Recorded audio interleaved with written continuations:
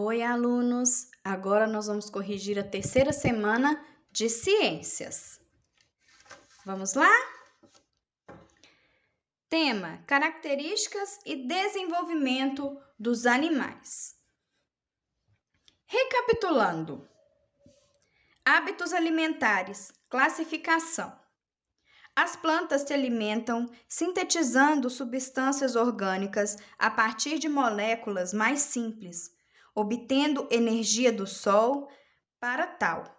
Assim, são autróficas e produtoras da biomassa que sustentará toda a teia alimentar.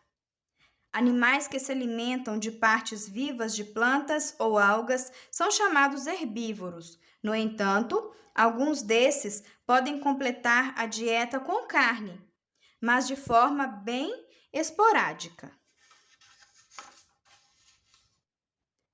Dentre os herbívoros, temos os frugívoros, aqueles que se alimentam de frutos, tal como alguns morcegos. Nectarívoros, tendo o néctar como fonte de energia, como determinadas borboletas, dentre outros.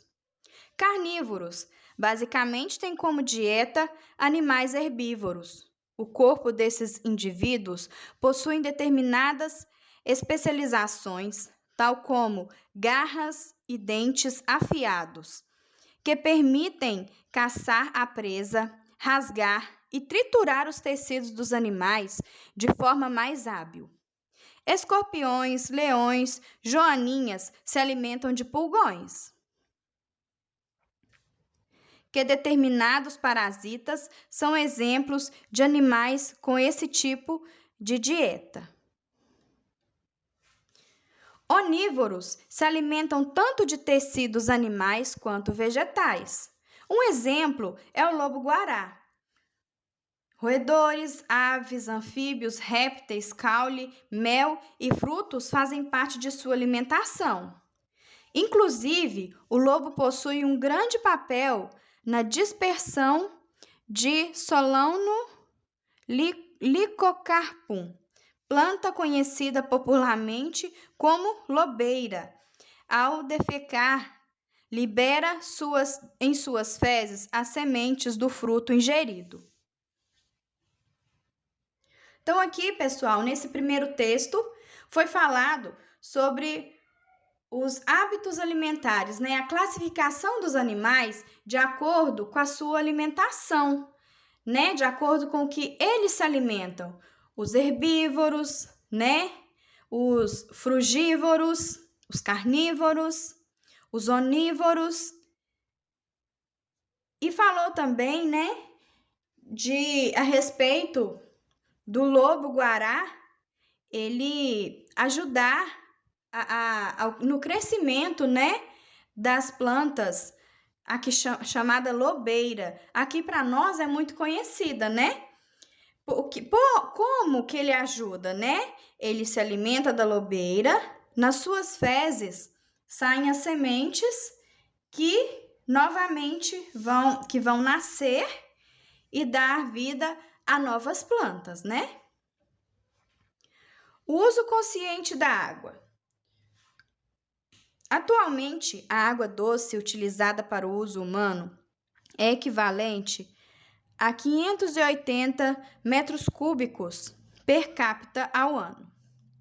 É importante constatar que a maior parte dessa água é destinada à agricultura e indústria, em último lugar, ao doméstico. O maior problema é a poluição, desperdício e má distribuição, que é obsoleta, avariada em insuficiente para atender 35% da população.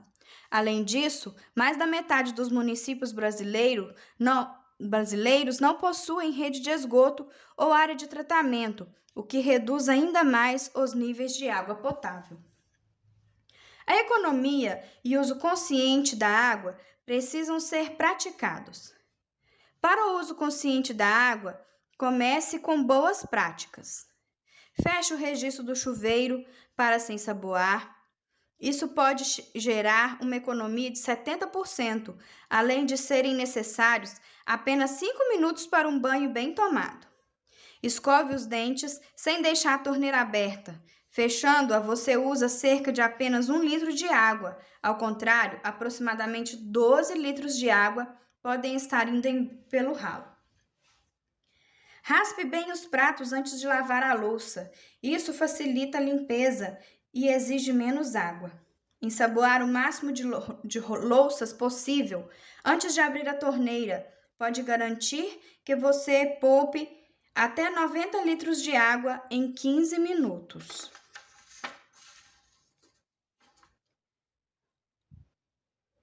Opte por limpar calçadas ou quintal com vassouras e panos. Caso realmente necessite utilizar a água, utilize a água dispensada pela máquina de lavar roupas e de coleta da chuva. Instale torneiras e registro com menor fluxo de água e melhor sistema de distribuição.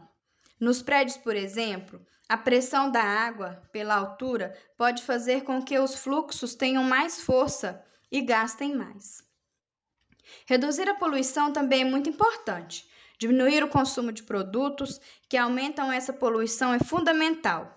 Dentre eles estão óleo de cozinha, detergente, restos de comida, produtos químicos, entre outras, uma vez que a água, na maioria das vezes, é despejada novamente nos mananciais.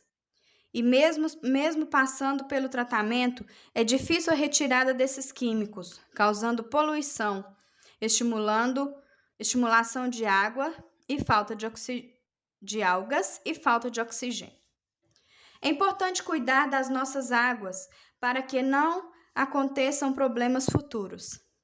Ela é essencial para a nossa vida. Cuide e preserve nossos mananciais e use com moderação. Modificações do solo. O solo corresponde à camada superficial da crosta terrestre, sendo formada principalmente por aglomerados minerais e matérias orgânicas resultantes da decomposição de animais e plantas. Esse elemento natural passa por diversas transformações, fenômeno natural que pode ser agravado pela ação humana. As modificações do solo podem ser motivadas pela ação das chuvas, dos ventos, dos rios, asfaltamento, construção de cidades, etc. A erosão, por exemplo, é uma das modificações do solo mais preocupantes. Esse processo consiste no deslocamento de solo pela ação das chuvas, dos rios ou dos ventos, em que as partículas do solo são arrastadas para as áreas mais baixas do terreno. Outra alteração do solo que provoca danos ambientais significativos é a desertificação. Esse fenômeno com as regiões áridas e semiáridas e subúmidas é caracterizado pela perda da capacidade produtiva do solo. As queimadas e os desmatamentos contribuem para a perda de substâncias do solo. Portanto, a erosão, a desertificação e outras modificações do solo podem ocorrer por fatores naturais. No entanto, elas são aceleradas pela ação do homem, sobretudo através das queimadas, desmatamento, técnicas agrícolas inadequadas, mineração, expansão das áreas urbanas e impermeabilização do solo. Sendo assim, algumas medidas são necessárias para se preservar o solo, tais como a manutenção da cobertura vegetal, reflorestamento, planejamento das construções, técnicas agrícolas menos prejudiciais ao solo, redução dos desmatamentos e das queimadas, entre outros. Agora, gente, nós vamos para as atividades, tá? Em relação aos hábitos alimentares dos animais. Observe a figura abaixo e marque com o X próximo a que representa animais carnívoros. Aqui nós temos nós temos a capivara e temos uma onça, né? A onça é carnívora. Observe as figuras abaixo. Marque um X próximo a que representa animais herbívoros. Nós temos a aranha e o coelho. O herbívoro é o coelho, né? 2. Sobre o uso consciente da água, responda. Quais medidas são tomadas em sua casa para evitar o desperdício de água? Gente, essa resposta é pessoal, tá? É na casa de vocês. Que medidas que vocês tomam na casa de vocês, né? Vocês, o papai, a mamãe, com quem vocês moram, né? A vovó, para poder evitar o desperdício de água. Vocês vão escrever aqui para mim, tá? B. Durante o banho, qual medida você pode tomar para evitar o desperdício de água? Desligar a torneira, né? O chuveiro, né? Desligar o chuveiro na hora de ensaboar, né? Igual falou lá no texto. C. Deixar a torneira aberta durante a escovação dos dentes é uma ação que ajuda a evitar o desperdício de água? Não, né, gente? Manter a torneira ligada não evita desperdício, pelo contrário, né? Para evitar desperdício, nós temos que desligar a torneira. Podemos afirmar que o asfalto é um componente não natural produzido pelo ser humano para cobrir o solo? Esse é o número 3, né? Sim, gente, o asfalto, ele é produzido, é um produto produzido pelo homem com produtos da natureza. O asfalto não é um componente natural, né? Eu coloquei até um lembretezinho aqui, explicando um pouquinho sobre o asfalto.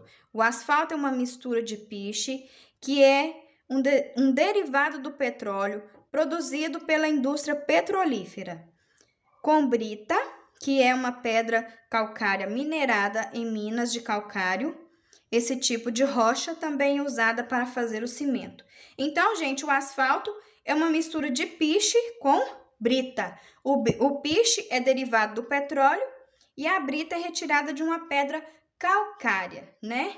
Essa pedra calcária também serve para cimento, ela também vira cimento, ok? Então, até a próxima correção. Tchau, tchau. Beijinhos!